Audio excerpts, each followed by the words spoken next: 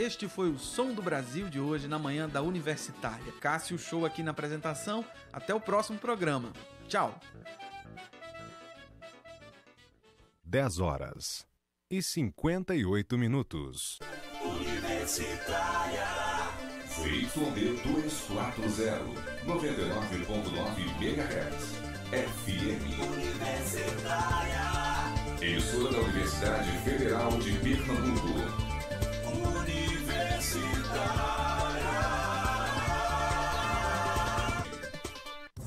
Atenção! O Ministério da Saúde convoca todas as pessoas de 20 a 29 anos de idade para a vacinação contra o sarampo. Importante, mesmo quem já tomou uma dose da vacina, deve se vacinar. Por isso, de 18 a 30 de novembro, procure uma unidade de saúde e lembre-se de levar a caderneta de vacinação. Para você ficar protegido, é necessário tomar as 2 doses da vacina. Ministério da Saúde, Governo Federal, Pátria Amada Brasil. Neste sábado, 10 da manhã, Simetria. Um programa especial que aborda temas ligados à saúde, ecologia e religiosidade. Música, entrevistas e muita informação para pessoas especiais assim como você. Simetria, sábado, 10 da manhã, aqui na sua Rádio Universitária FM. Universitária.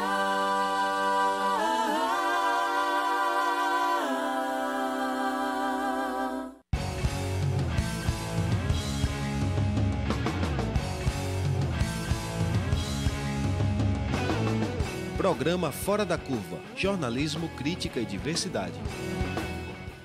Olá para você que nos acompanha pela Universitária FM 99.9, a nossa rádio pública. Começa agora mais uma edição do programa Fora da Curva. Eu sou Débora Brito, jornalista da Marco Zero Conteúdo, portal de jornalismo independente e investigativo aqui de Pernambuco. Lembrando que também estamos no ar pela Rádio Universitária Paulo Freire, 820 AM, e o programa é transmitido pelo Facebook. Além de nos assistir, você pode enviar perguntas e comentários sobre o tema em debate. Basta acessar a nossa página no facebook.com/programa Fora da Curva. Segundo o IBAMA, o petróleo cru que tem atingido a costa brasileira desde o final de agosto já contaminou mais de 490 localidades de 10 estados. São 10 estados porque o problema não se resume mais apenas ao Nordeste. O petróleo já chegou no Espírito Santo e esse crime já se configura como o maior desastre ambiental no litoral brasileiro. Hoje, especificamente, completa um mês da maior mancha a atingir Pernambuco, na praia de Itapuama. E a Marco Zero esteve lá na praia durante a mobilização de voluntários para a limpeza. E a gente constatou que um mês depois o petróleo continua nas pedras. Existem ainda manchas visíveis nas pedras de Itapuama. Nós aqui do Fora da Curva estamos acompanhando essa situação. Esse é o 3º programa que a gente debate sobre a questão desse crime, né, de fato, justamente para dar esclarecimentos à população e entender o que é que está sendo feito, qual é o impacto disso, que vai se prolongar. Até hoje a gente não sabe quem é o responsável por esse crime e a gente também não tem total certeza de quais serão as consequências a longo prazo para a população, para a vida marinha, para o meio ambiente. Então hoje nós perguntamos qual é a situação das praias, dos mangues e arrecifes que foram atingidos pelo óleo. Para debater com a gente está recebendo o Múcio Banja, professor de Biologia da Universidade de Pernambuco. Bem-vindo, Múcio. Bem-vindo, bom dia. Bom dia. Contamos com a presença também de Eduardo Evino, diretor de Fontes Poluidoras da CPRH. Obrigada pela presença, Evino. Obrigado pelo convite. Bom dia. Também aqui conosco está a repórter Raíssa Ebrahim, da Marco Zero Conteúdo, que vem acompanhando de perto essa questão desde o início, né, do surgimento das manchas aqui no Nordeste, ainda em agosto. Bem-vinda, Raíssa. Obrigada, Débora. Bom dia a todas e todos. É um prazer estar aqui no Fora da Curva novamente. E aí, para começar, acho que o debate para esclarecer as pessoas, a gente tem sentido também um desaquecimento, né? A questão do óleo não está mais tão presente no noticiário, mas a gente entende que é importante continuar falando sobre isso, por isso a gente está fazendo esse programa. E eu queria saber de Elvino e também de Múcio, como é que está a situação hoje, 21 de novembro já, né? Das praias, dos mangues, depois desses quase 3 meses de que as manchas surgiram, o que é que tem sido feito, como é que está a situação da limpeza para a vida marinha também, o que é que vocês podem contar para os ouvintes? Bem, Débora, Raíssa, professor, o que é que a gente tem hoje, tá? O que é que o Estado, a gente em Pernambuco tem feito um trabalho de muita orientação e um trabalho de organização do que estava acontecendo aqui no Estado. A CPRH, ela acabou, junto com a Secretaria do Meio Ambiente do Estado, tendo que forçar algumas ações do próprio governo federal em relação à manutenção de equipes e que fossem trazidas aqui para o Estado equipes de mergulho para que a gente pudesse investigar alguns ambientes. Isso foi decidido, inclusive, numa reunião que houve no Ministério Público Federal há aproximadamente 3 semanas. E dentro dessa reunião ficou estabelecido de que o Estado, junto com Marinha, junto com o IBAMA e junto com outras instituições federais, fizessem um levantamento nas áreas sensíveis do Estado de Pernambuco, de acordo com um documento existente produzido pela Petrobras lá no ano de 2011, onde citava todos os ambientes sensíveis do litoral norte e litoral sul. 4 dias fizemos essa busca, já tínhamos indicações de que existia um material no rio Pessinunga, na divisa com Alagoas, no Mamucabas, Mamucabinhas e também na Várzea do Una, no litoral sul. As praias e os estuários ali de Maracaípe, aqui no Capibaribe e no Beberibe, a gente não teve relatos de entrada desse material dentro realmente do manguezal, naquela área maior do estuário. Então, até uma tecnologia inventada aqui por nós pernambucanos, toda vez o pernambucano sai na frente em algumas coisas, com a instalação de barreiras e de redes para que ficassem como uma cortina embaixo dos rios. Fez com que a gente segurasse material, facilitando a retirada dele. Então, foram feitas essa vistoria de 4 dias, Marinha, CPRH e IBAMA. Foram identificados os locais com óleo. Então, a gente tem hoje, além desses que eu comentei, Pessinunga, Mamucabas, Mamucabinhas e Várzea do Una, no litoral sul, nós temos também Tapeçoca e Atapuz, com manchas localizadas. Então, a partir daí, foi feito um cronograma de mergulho, e hoje a gente está tendo mergulho, hoje especificamente, em Pessinunga, e o de Atapuz e Tapeçoca foi cancelado, colocado para amanhã. Então, estamos fazendo esse monitoramento, com mergulhos também em CUP, porque tem algum material em CUP ainda, e também fazendo limpeza das pedras do Janga e de Itapuama. A notícia até de que Itapuama, de acordo com a Marinha, estaria limpa, mas a gente tem que confirmar isso. Há uma orientação nossa, todo dia nós estamos no campo e essa notícia chegou para a gente com uma certa surpresa, porque de acordo com a nossa equipe, o material ainda está presente. A gente esteve lá no fim de semana e assim, é visível que as pedras ainda estão bastante sujas e não é preciso nem andar muito. Isso. E aí a gente tem feito esse trabalho justamente para meio que fiscalizar também as ações. O trabalho que a gente está tendo hoje de retirar o material de dentro do Pessinunga, por exemplo, é um trabalho em parceria com a prefeitura local. Então, a gente fica com o servidor da CPRH fazendo a orientação junto com o pessoal do IBAMA e da prefeitura nos mergulhos. Então, já chegaram até notícias para a gente que os mergulhadores já disseram, não tem material aqui, a gente vai, faz uma sondagem e encontra o material. Porque o material, por conta do tempo que já está lá, já está sendo recoberto pelo sedimento da entrada e saída todo dia da maré. Então, a gente tem um cuidado muito grande para investigar e retirar esse material. Faz, acho que 5 mergulhos já fizeram num Pessinunga e já tiraram aí em cada mergulho aproximadamente 100 a 200 quilos por mergulho. Então, existe muito material ainda nesse estuário, que é uma das nossas maiores preocupações. Tá? Então, resume-se hoje a fazer os mergulhos, retirar o material e também temos equipes de campo fazendo monitoramento em todas as praias.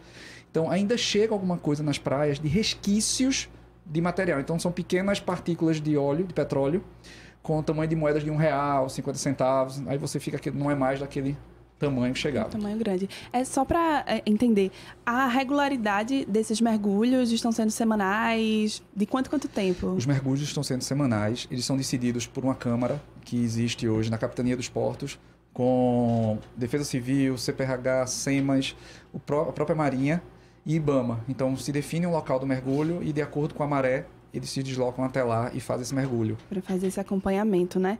E aí, queria passar para Múcio, especificamente com relação à vida marinha, né? Você que é professor de biologia, que entende essa questão, o que é que a gente já pode dizer até agora desse impacto, o que é que está sendo feito também no tratamento dos animais que foram recolhidos, né, sujos de óleo. Pois bem, a gente percebe que o problema, quando chegou, infelizmente ele atingiu todo o estado de Pernambuco, de sul a norte. Várias praias foram contaminadas e o pior de tudo é que foram vários compartimentos biológicos diferentes. Nós tivemos áreas de praias arenosas que foram atingidas, regiões estuarinas que foram também atingidas. Tivemos áreas de recifes, ambientes recifais que foram contaminados, costões rochosos, como nós vimos na região de Igaibu e Itapuama. Enfim, nós tivemos vários tipos de compartimentos. O estudo e o trabalho que tem sido desenvolvido hoje, capitaneado pelo governo do estado, é importante que os mergulhadores tentem identificar essas áreas críticas, as áreas de maior sensibilidade.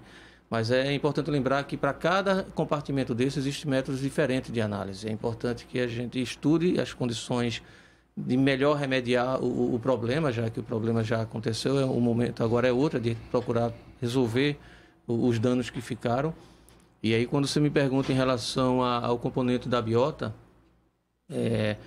primeiro, o grande impacto relacionado à presença do óleo é o impacto físico, né? O óleo recobriu parte de material biológico, não só na praia, na areia da praia, mas em recifes, em estuários, como raízes de manguezais e recifes até submersos, como foi visto em algumas postagens por pessoas que mergulharam e registraram a presença em algumas poças de maré da presença desse óleo. Então, no primeiro momento, esse óleo sobre a superfície de um coral, ele provoca uma espécie de sufocamento do coral. Só que o problema não é só físico, o problema também passa para uma questão química. O intemperismo que esse óleo foi sofrendo com o passar do tempo fez com que ele desprendesse uma série de componentes que provavelmente alguns desses componentes foram absorvidos ou bioacumulados por algumas espécies animais, desde o compartimento mais básicos do ponto de vista da produção, como o plâncton.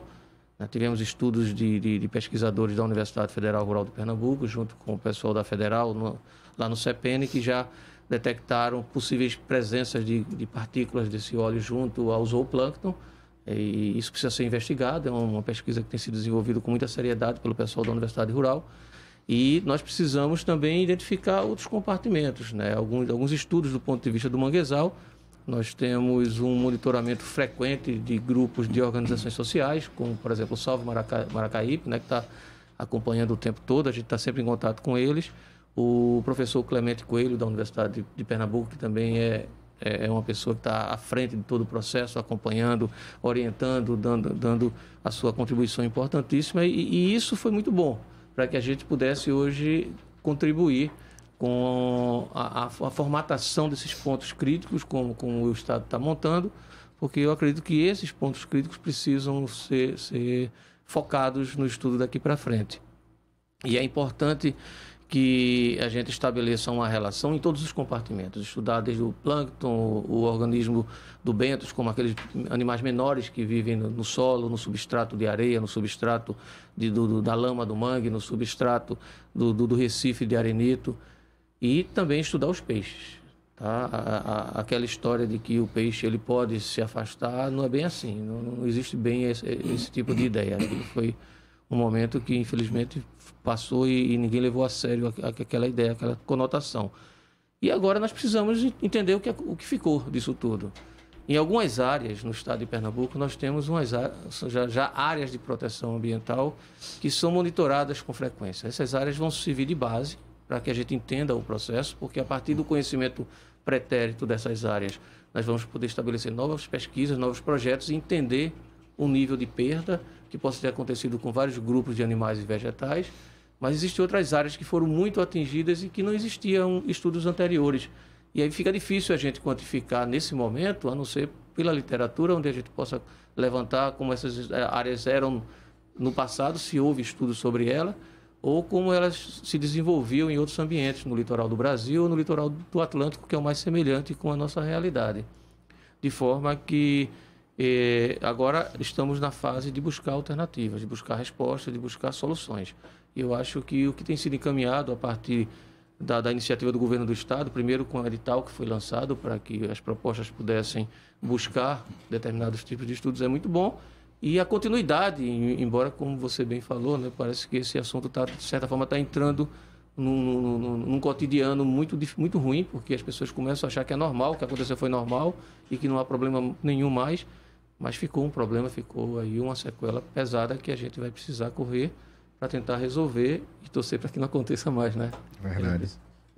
Essa questão da continuidade, né, é muito importante. A imprensa por si só tem um ciclo, né? O ciclo de notícia quente e depois esfria, mas essa questão vai ficar aí. O senhor falou uma coisa interessante, eu lembrei de uma análise que o próprio Clemente Coelho fez quando participou do primeiro programa que a gente falou aqui sobre a questão do óleo, estava bastante recente, e ele fala também que vai existir um impacto crônico, né, do que é que isso significa para a vida marinha.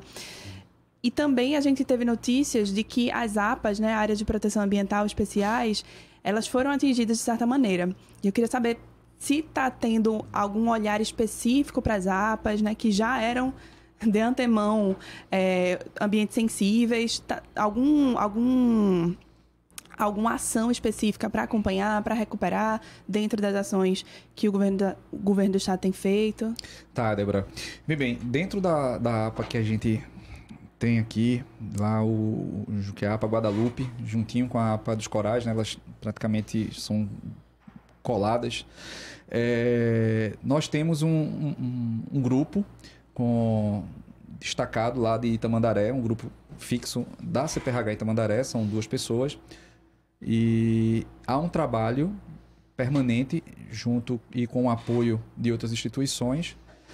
CEPEN, né? CEPEN está lá presente também, IBAMA, para que a gente faça esse monitoramento. Então, já foi feito até um próprio monitoramento com o barco da Polícia Federal, para que a gente tentasse investigar também aquela região de São José, de Tamandaré, Rio Formoso e Sirinhaém. Foi feita uma vistoria nessas áreas e o primeiro diagnóstico foi que a gente não tinha petróleo nessas áreas, mas a gente não parou por aí.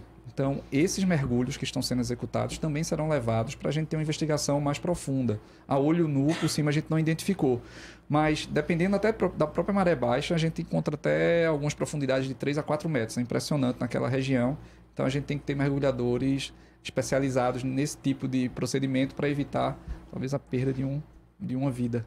Tá? Então, a gente está fazendo esse monitoramento nas APAs e também nos estuários para evitar realmente contaminação ou algo pior dentro das áreas. Uma coisa muito importante também da gente comentar é como é que está a situação dos pescados, né? O governo federal divulgou recentemente o resultado prévio de uma análise que foi contratada com a PUC do Rio de Janeiro. E essa nota oficial do Ministério da Agricultura dizia que os pescados estavam próprios para consumo. Mas tem 2 coisas bem relevantes nesse levantamento. Primeiro, que no dia seguinte saiu uma matéria no portal UOL, né, que entrevistou um dos pesquisadores responsáveis pela análise. E o pesquisador disse, gente, não é bem assim. Em momento nenhum a gente disse ao governo federal que os pescados estavam próprios para consumo, até porque a gente não terminou ainda a análise. E outro ponto relevante é que essa pesquisa pegou peixe congelado de peixaria. Então, é uma coisa trágica e cômica ao mesmo tempo. Então, o governo de Pernambuco fez, né, Elvino, uma parceria com PUC, com a Universidade Rural. E essas análises já começaram a sair, a gente já tem esses resultados? Bem, não foi a Secretaria do Meio Ambiente que ficou à frente, mas a gente tem notícias de que a Secretaria da Agricultura já tinha feito contato com a Universidade Rural de Pernambuco, um convênio para que eles pudessem fazer a coleta desse material, tá? Se eu não estiver enganado, são 150 indivíduos de várias espécies, para que a gente consiga fazer a maior amostra possível, para que a gente tenha aí uma situação real do problema que a gente tem no estado.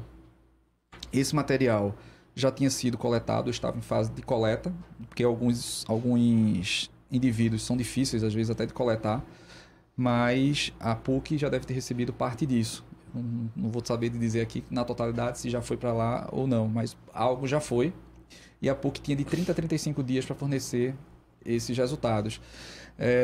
A PUC, ela é reconhecida também no Brasil como uma das especialistas nessa área de coleta, de análise, ela e a USP de São Paulo, mas ficou com a PUC para dar o resultado. A Universidade de São Paulo só entregava 40 resultados por mês, enquanto a PUC conseguia entregar os 150 resultados no mês. Então, a gente espera que talvez aí mais 15 ou 20 dias, eu acho que a gente tenha um resultado já para o pescado. Raíssa, algo que é importante a considerar. Primeiro, se faz uma análise de um peixe, mas que peixe? Qual espécie de peixe foi analisado? Até porque os peixes, eles têm hábitos diferentes, eles vivem em regiões diferentes e têm hábitos alimentares e comportamentais diferentes. É importante que esses estudos sejam focados principalmente nas espécies que estão diretamente ligadas às áreas onde houveram as presenças dos óleos, né? Onde ocorreram as manchas. Pegar um animal, por exemplo, ir no mercado público e pegar um animal que de repente foi pescado numa zona pelágica, num alto mar, em que estava muito distante desse processo. Claro que ele poderá ter algum nível de contaminação, que não será essa origem, poderá ser qualquer outro tipo de origem.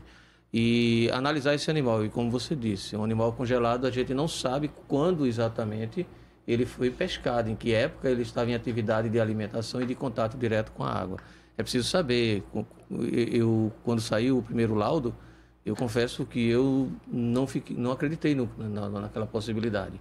Mas agora, sabendo que há um envolvimento dos pesquisadores da Universidade Rural e que eles realmente fizeram uma grande amostragem, não só de peixes, mas de pescado em geral, envolvendo mariscos, que são animais filtradores, esses vão ter possibilidade maior ainda de absorver substâncias tóxicas, se for o caso, e outros animais menores que fazem parte dessa cadeia como detritívoros, como camarões e outros caranguejos e outros animais, aí sim nós vamos ter uma ideia mais precisa do nível de contaminação. É preciso que a gente aguarde, eu estou relativamente ansioso, até porque olha, existe uma situação muito complicada. Na minha sala de aula eu tenho uma aluna que, desde quando começou a acontecer o problema, ela levantou a mão e disse: professor, meu pai vende peixe no mercado público lá em Recife. E ele pediu para eu perguntar ao senhor, ele vai poder continuar vendendo peixe? E eu não tinha o que responder. Eu disse: olha, diga a ele que ele precisa cobrar primeiro do fornecedor dele de onde está vindo esse peixe, saber a qualidade desse peixe. Se for um material que já estava estocado, a probabilidade de contaminação é mínima, mas ao mesmo tempo fica arriscado a gente dizer que não vamos criar um alarde sobre o consumo de peixe, porque nós podemos nos arriscar a alguém amanhã ou depois aparecer com algum problema de doença, algum patológico que tenha sido causado por isso, né? É interessante o professor colocar isso, porque alguns pescadores, entendo, eles vivem disso, mas a gente também não pode deixar a sociedade sem essa informação, até para que eles também, como vendedores, tenham cuidado na hora de fazer a coleta, ter cuidado na hora da pesca, de ver onde é que até eles estão pescando também para fornecer esse alimento para a população. Então, talvez a maior realmente expectativa da gente é que, com a saída dos laudos, a gente tranquiliza a população em relação ao que a gente tem hoje. Sabendo que a gente tem um ambiente, professor, o senhor melhor do que eu, muito dinâmico, que é o mar. Então, a gente teve até a própria qualidade da água que a gente fez na CPRH. Eu fiquei à frente dessa coleta, junto com o ITEP e junto com o laboratório Organomar, lá na Federal. E nós tivemos uns resultados bastante positivos em relação à qualidade da água, em relação a HPAs e BTEX. A gente já sabia, até tinha visto a entrevista do professor em uma outra emissora, e a gente via que, com a maré sendo praticamente ali um ambiente daquele, uma dinâmica muito grande. grande. Uma dinâmica muito grande. Então a gente tinha certeza de que talvez BTEX a gente não fosse encontrar mais, está comprovado, e que HPA a gente tinha ali um problema sério, como hidrocarbonetos policíclicos aromáticos. Eles são mais pesados, têm uma toxicidade também alta, mas a gente conseguiu identificar que até na coluna d'água a gente não tem isso. Os próprios aparelhos não conseguiram nem detectar. A quantidade está abaixo até no nível de detecção do aparelho, excluindo, claro, Itapuama, que na primeira semana, faz um mês hoje, a gente fez a coleta no local e deu HPA alto, e a gente recomendou que o pessoal não tivesse acesso àquela água por conta da presença do óleo. Eduardo, só uma curiosidade, vocês fizeram também algum tipo de extrato na parte arenosa, no sedimento? Fizemos uma coleta, tá? Fizemos uma coleta em todos os pontos onde a gente teve coleta na água. Então fizemos coletas na areia da praia, fizemos coletas também nos estuários do Pessinunga e do Mamucabas. Esse material, ele está guardado no ITEP, esperando só um aparelho lá do ITEP ficar pronto para a gente poder fazer a análise disso também. Mas isso já foi feito. Sem dúvida, a comunidade pesqueira é a mais atingida por esse desastre. Pescadoras e pescadores vêm já há quase 3 meses numa situação de total insegurança alimentar, porque apesar de não conseguirem vender esse pescado, porque ninguém quer comprar, porque ainda não existe uma análise segura desses alimentos, termina que essas pessoas, por estarem numa situação financeira difícil, se alimentam do que pescam. E a gente vem sentindo e comprovando nesses 3 meses que não existe praticamente nenhum auxílio do governo federal. Primeiro, o governo publicou que faria uma antecipação do seguro-defeso, mas que esse seguro-defeso ele contempla poucas pessoas. Para vocês terem ideia, contempla menos de 400 pernambucanos e pernambucanas, porque aqui no estado só recebe seguro-defeso quem pesca lagosta. Então, por exemplo, lá em Gaibu, das cerca de 500 pessoas cadastradas na colônia de pescadores, mais ou menos 15 pessoas pescam lagosta. São só 3 barcos. E aí depois o governo federal voltou atrás, cancelou essa medida, disse que publicaria uma nova medida que contemplaria todos que trabalham com a pesca artesanal, mas até agora esse auxílio não chegou. E aí, hoje está tendo uma audiência pública em Brasília, no Congresso, com gente do Brasil inteiro que foi para lá reivindicar esse auxílio e reivindicar também a defesa dos seus territórios, porque são pessoas que vivem uma soberania alimentar e essa soberania alimentar agora está em risco. São pessoas que, assim, sofrem além das consequências do desastre do petróleo, com as consequências de grandes empreendimentos, da indústria pesqueira. Aqui em Pernambuco a gente tem um exemplo que é em Suape. E são pessoas que estão desassistidas, que já estavam desassistidas e agora a situação piorou ainda mais. O Registro Geral da Pesca, ele não é atualizado há cerca de 10 anos. Então, muitas mulheres e muitos jovens que pescam com os pais e as mães, eles não estão registrados. Então, é uma situação bem delicada. E aí eu queria aproveitar para perguntar para o professor Múcio quais são as consequências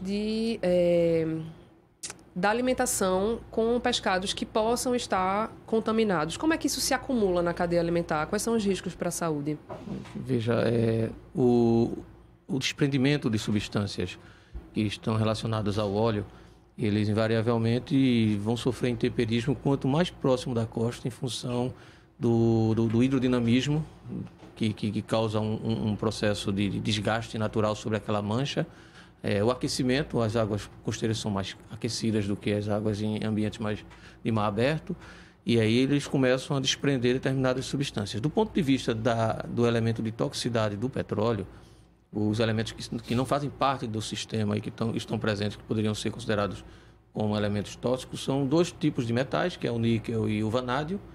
E o vanádio, ele não existe nem referência na resolução 357 do CONAMA para ele, porque ele não é considerado um contaminante de agressividade no caso, para a população humana, a não ser que seja um nível muito, muito acima do esperado, que é difícil.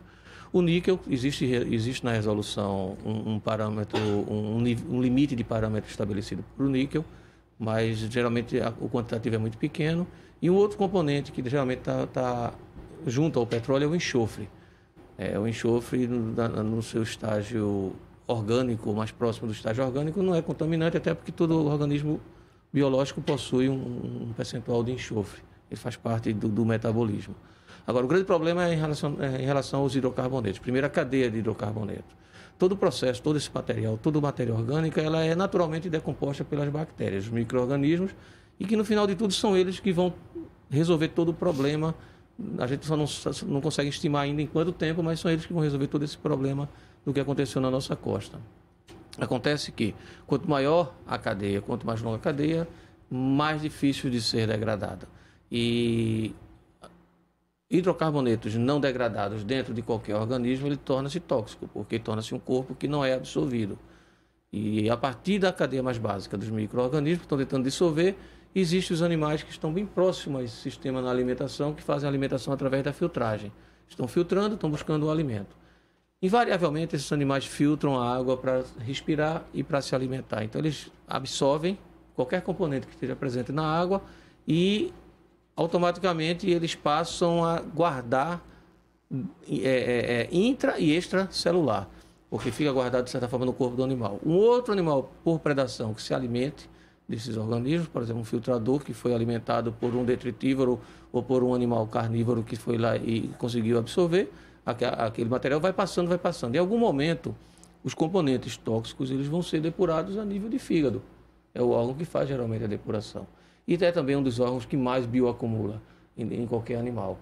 E como nós temos um sistema extremamente fechado, extremamente envolvido do ponto de vista trófico no sistema, se contaminar a base de sustentação do sistema, com certeza vai sair contaminando vários níveis até o topo de cadeia. Agora, até atingir o topo de cadeia vai ser necessário um tempo, um prazo. São essas ideias de prazo, de níveis de contaminação, de quantitativos de contaminação, que nós precisamos entender. E em cima de tudo do que aconteceu, de todo esse desastre, nós também, a própria academia, está se deparando com um monte de novidades, um monte de situações novas que vão servir de aprendizado para a gente e que eu espero que não sirva de referências para situações futuras. Uhum.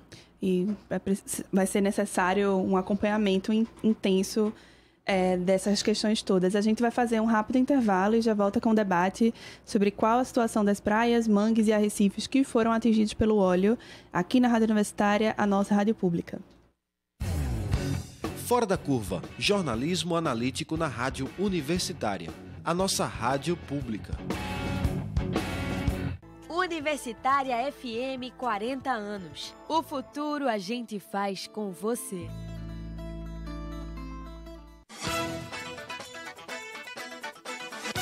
Fim de noite especial no domingo da Universitária FM.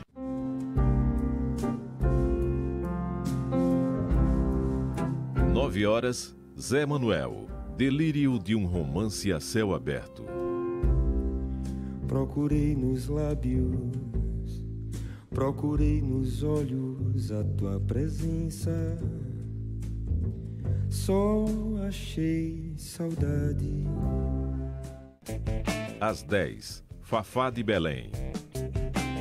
Se você achou que ano passado foi intenso, você não sabia de nada, inocente. Você não sabia de nada. E às 11 horas, Pat Smith.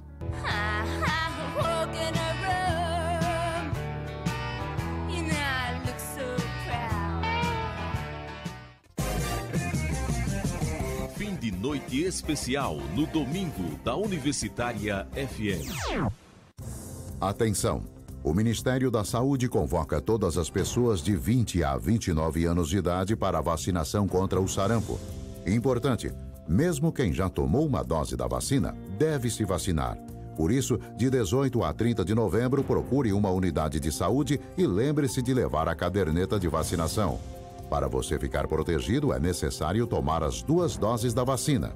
Ministério da Saúde, Governo Federal, Pátria Amada Brasil. Você já ouviu falar sobre o primeiro programa de rádio totalmente LGBT do Brasil? O LGBT no Ar é feito por estudantes da Universidade Federal de Pernambuco e bolsistas da diretoria LGBT. Semanalmente, além do programa de rádio, tem mais um monte de conteúdos legais e babadeiros te esperando. Curtiu? Então passa lá no nosso Instagram, o @LGBT no Ar, e fica por dentro de tudo. Todas as quintas, às 8 horas da noite, aqui na Universitária 99.9 FM e na Rádio Paulo Freire 820 AM.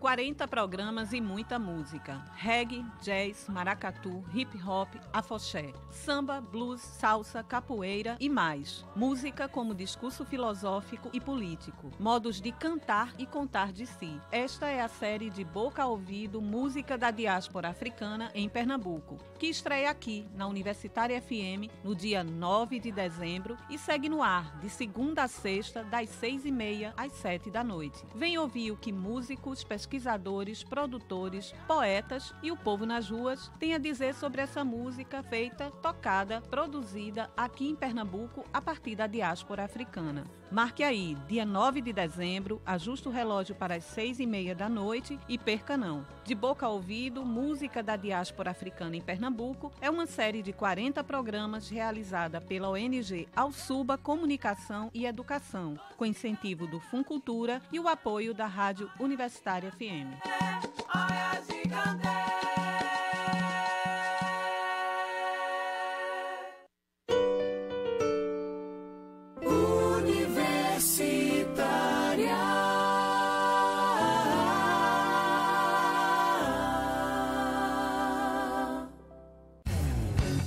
Programa Fora da Curva. Informação a serviço da maioria. O programa Fora da Curva está de volta com jornalismo, crítica e diversidade. Hoje nós perguntamos qual é a situação das praias, mangues e arrecifes que foram atingidos pelo óleo aqui no Nordeste. Estão aqui conosco participando do debate o professor de Biologia da UPE, Múcio Banja, e Eduardo Elvino, diretor de Fontes Poluidoras da CPRH. A gente estava aqui discutindo, inclusive no intervalo, sobre o que se falou muito no começo, né, no início do desastre, quando se teve conhecimento, onde é que ele ia chegar em seguida. Né? Criou-se uma expectativa e, de fato, ele, mesmo que lentamente, ele continua chegando. Né? O próprio Elvino citou que pequenas partículas chegam, mas eu acho que todo mundo está com essa dúvida de que estudos continuam sendo feitos, se é que existe risco ainda de novas manchas grandes, né? A gente não está falando só de manchas, mas, de fato, de um movimento de petróleo chegando. Há risco ainda de continuar chegando aqui para o litoral de Pernambuco? O que é que se tem de perspectiva de monitoramento também com relação a isso?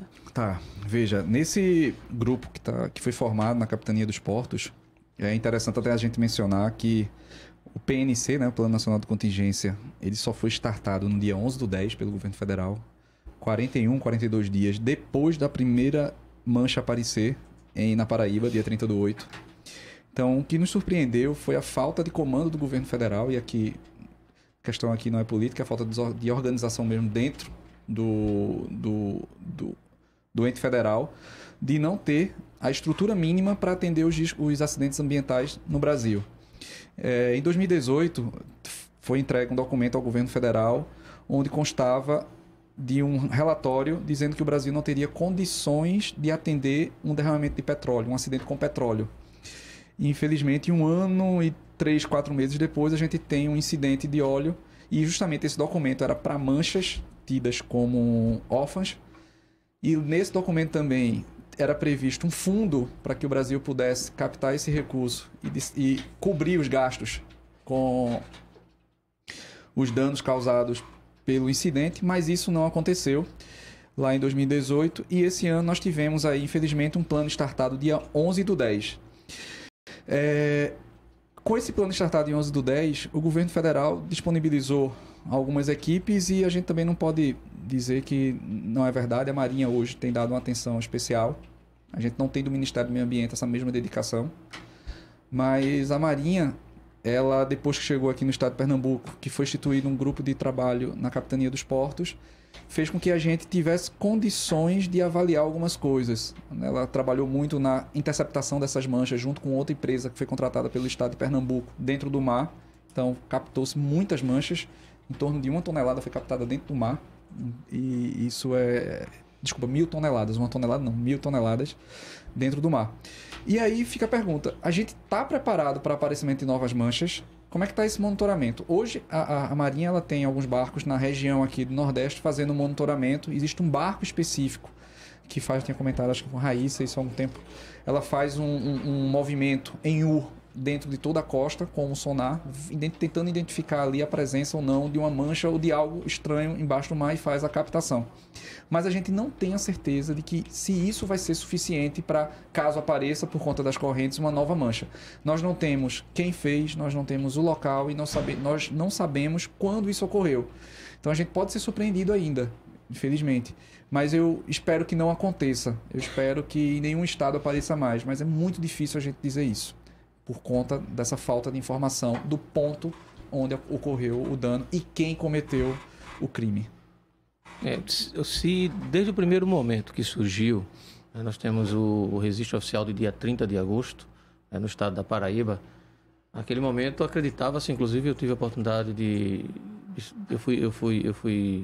Recebi uma ligação de uma jornalista, de um grupo de imprensa, eu acho que do grupo, inclusive, que trabalha com vocês, e perguntava sobre a mancha de óleo que estaria na Paraíba, em Pernambuco. Naquela ocasião, acho que até o dia 3 de setembro, mais ou menos, eu achava, e deu a informação, e achava que teria sido um fato isolado de um navio que tinha feito uma lavagem de um tanque e teria... Eu disse isso também, professor. Todo mundo falou isso. A gente imaginava que era uma coisa isolada, como acontecia até no passado, né? Isso. A gente tinha registros em Boa Viagem. Só que hoje nós temos um registro de que pelo menos quase 30% das cidades onde nós encontramos o óleo, houve uma reincidência de óleo. Quer dizer, o problema veio e voltou. Isso é muito preocupante. Se o decreto 8127 de 2013 tivesse sido estabelecido no momento inicial, onde o Ministério do Meio Ambiente deveria instituir logo uma comissão composta pelo IBAMA, composta pela Marinha do Brasil, composta pela ANP, com sua expertise para controle, nós poderíamos ter feito uma previsão, porque quando o problema começou a chegar, eu me lembro que eu estava num outro programa dando uma entrevista e alguém me perguntou, chegou lá na Praia dos Carneiros, qual o risco de chegar mais próximo ao Recife? Todo o risco, porque há 10 anos foi feito um estudo de dispersão de correntes no litoral de Pernambuco, e a gente sabe que a maior convecção de corrente que existe dentro do estado de Pernambuco é em direção a Itapuama, que é uma das áreas mais atingidas hoje, é uma das áreas mais críticas, porque existe um desvio natural que vai para aquela região, até intensificado pela presença do Porto de Suape, né? Com aquele mole externo, de certa forma aquilo deu um certo desvio de corrente, que não é uma informação do ponto de vista negativo, mas é porque as correntes são assim, as correntes costeiras. E se houvesse sido implantado o decreto, o plano de ação naquele momento, nós poderíamos fazer uma previsão e não teria atingido Carneiros talvez pudesse ter sido evitado, porque foi o primeiro, depois de São José da Cura Grande, foi o primeiro lugar que chegou, logo em seguida chegou a Carneiros. Mas poderia ter sido evitado a região do Cabo de Santo Agostinho, a região do Itapuama, a Praia do Paiva, e depois, de alguma forma, a corrente desviou e passou já para o litoral norte, já chegando a Olinda, Janga, etc. Mas poderia ser minimizado, teria sido minimizado com certeza, porque se nós temos o conhecimento da dispersão de corrente, e você tem uma ideia de que está chegando um agente impactante, teria como criar uma alternativa de barreiras para minimizar essa ação. Infelizmente não houve essa iniciativa no começo. Só para complementar, professor, se a gente, como o senhor colocou, se a gente tivesse condições de ter avaliado, por exemplo, depois que passou aqui o Pernambuco, daqueles primeiros dias, e bateu muito forte em Alagoas, e a gente tivesse tido realmente essa ação, a gente poderia ter colocado várias embarcações, por exemplo, no mar, para captar essa mancha e interceptá-la no mar. E realmente isso não ocorreu por parte do governo federal. O governo federal vem trabalhando com muito sigilo. A gente não tem, por exemplo, uma abertura do resultado da análise desse petróleo. O governo diz que é de origem venezuelana, mas não publica para a população os resultados detalhados desse material. Diz também que houve uma contraprova, que foi feita uma contraprova por uma instituição externa, mas também não cita quem é essa instituição externa. E aí, assim, 3 meses depois, a gente continua nesse clima de ninguém sabe, ninguém viu, sem saber quem são os responsáveis. Da semana passada para cá, a Marinha ela começou a apontar nas notas técnicas a possibilidade, ainda que remota, de esse petróleo ter vindo de uma perfuração de poço. Até então, a Marinha vinha trabalhando fortemente com a linha de investigação de que a origem do material era de embarcação. Chegou até a apontar o navio Bobolina, grego, com indicações que não se sustentam, né? E eu queria saber de vocês se existe essa possibilidade de ser perfuração de poço de petróleo. Isso é uma linha de investigação real? Como é que isso se dá? Logo quando o problema surgiu, então eu tenho alguns grupos no WhatsApp que a gente troca ideias, mergulhadores, gosto de mergulhar muito, E nós discutimos muito sobre essa questão. E a primeira ideia de todo mundo era que poderia ter sido um lacre de um poço desativado que poderia ter se rompido. Invariavelmente, a água do mar poderia ter penetrado e ter empurrado resquícios de petróleo para a superfície e isso ter sido lançado de forma acidental a partir de um lacre. E aí começaram as investigações. Nós tivemos, no auge do problema, nós tivemos 2 instituições sérias que fizeram um estudo de modelagem importante. A COP, no Rio de Janeiro, já é reconhecido uma instituição de expertise náutica há muito tempo, e o Departamento de Oceanografia, através do Laboratório de Física aqui da Universidade Federal de Pernambuco, que também fez um estudo de modelagem. O estudo de modelagem, que levava em consideração o tempo de chegada e o volume de óleo que foi transportado para cada praia, deu aos pesquisadores, aos especialistas, uma ideia da rota desse petróleo. Então, se diante dessa rota você tem um mapeamento de onde foram perfurados poços de petróleo, você poderia, de alguma forma, associar a possibilidade, né, isso é uma especulação, a possibilidade tanto de ter sido de uma área, de uma rota de uma embarcação. Hoje eu acredito muito mais que tenha sido uma embarcação fantasma do que uma embarcação como foi anunciado pelo governo federal.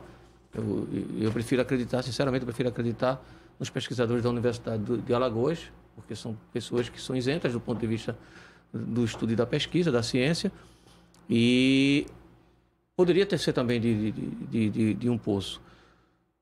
O que é importante a se considerar, Raíssa, é que o decreto que é estabelecido para controlar a questão do derramamento de óleo, uma das primeiras cláusulas do decreto fala exatamente sobre a liberação imediata e abertura de todas as informações. Para a imprensa, inclusive. Para a imprensa, para a sociedade, para todo mundo. Foi a falta de informação que fez com que a sociedade tivesse que se envolver diretamente com esse problema.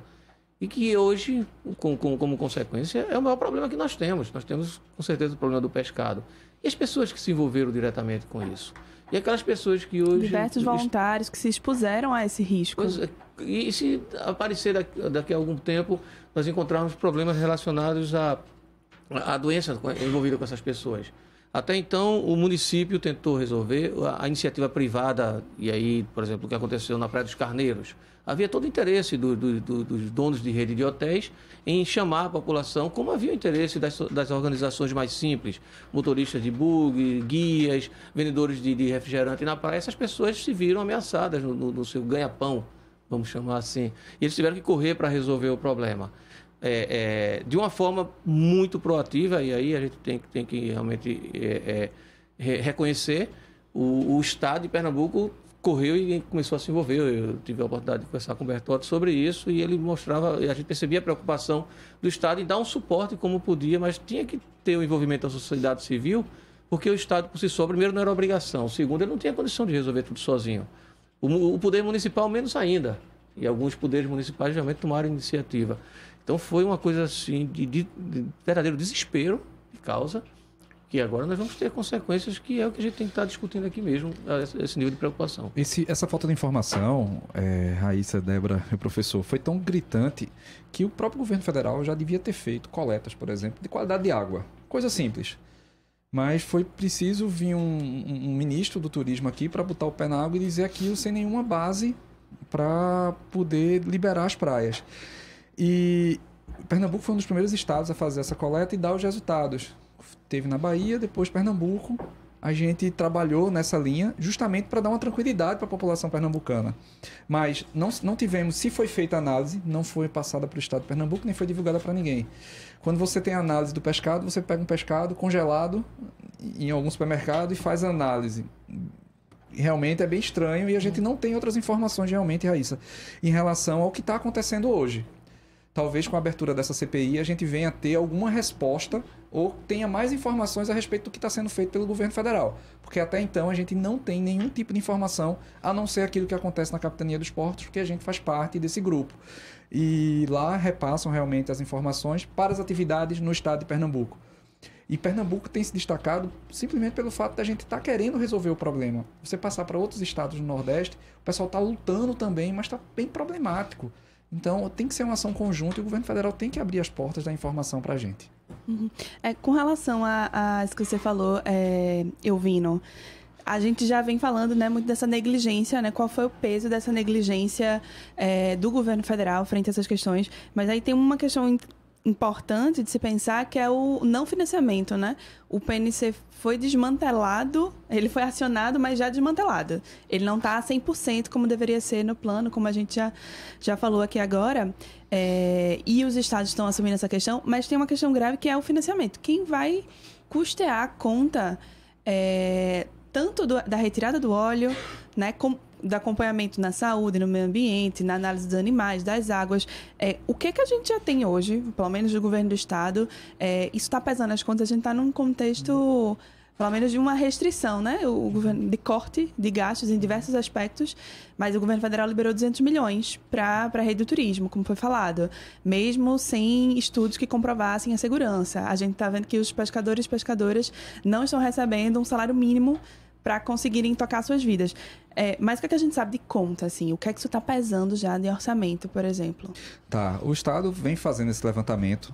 A gente tem aí tanto a obtenção de EPIs, a gente teve uma grande quantidade de doação, mas compramos também, tivemos a destinação final do resíduo, isso é uma conta. Nós tivemos o trabalho do técnico, do analista e de várias outras secretarias, foram quase 500 profissionais na rua, praticamente, para fazer esse trabalho.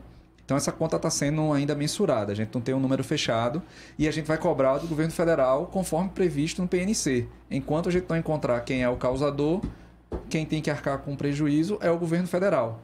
Se o governo federal tivesse atentado para o fundo petroleiro, a gente teria recurso nesse fundo, ficaria mais fácil a gente minimizar os danos em várias áreas, tanto na área pesqueira, na área hoteleira, em outras áreas. E aí a gente não teve esse fundo. Então, nesse conjunto de ações, a partir do momento que a gente não tem quem é o principal, quem é o autor do dano, a gente vai cobrar do governo federal. Espero que o governo federal arque com o compromisso estabelecido no PNC e venha cobrir realmente os custos de todos os estados. Agora, 10 estados. Uhum.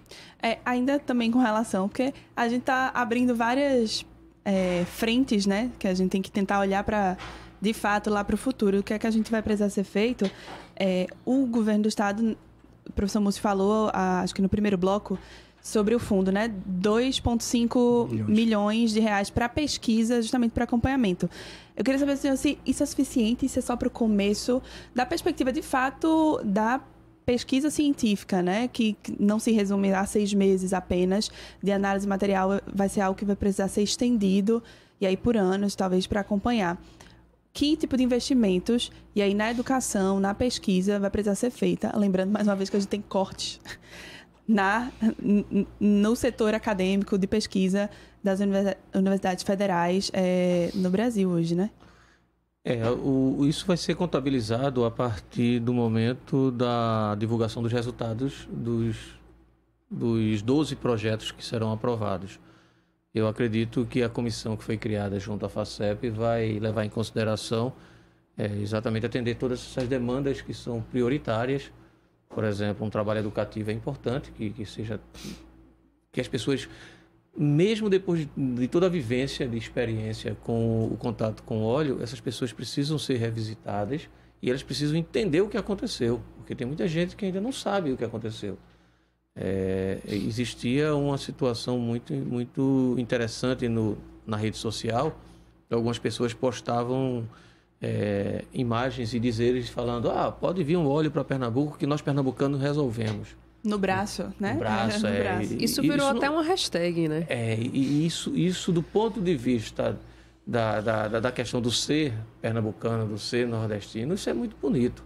Mas do ponto de vista sanitário, do ponto de vista das consequências que pode causar, isso é um risco muito grande. Eu olhei naquele momento e achei isso muito estranho, a forma como estava sendo encaminhado. Então é importante que seja feito, que seria muito importante que fosse escolhido alguns projetos que pudessem abordar diretamente essa sociedade, pudesse chegar às pessoas, pudesse buscar, inclusive, treinamentos e alternativas de novas técnicas de utilização de recursos do mar, outras alternativas, porque o grande problema que nós temos agora é porque nós não temos outra alternativa.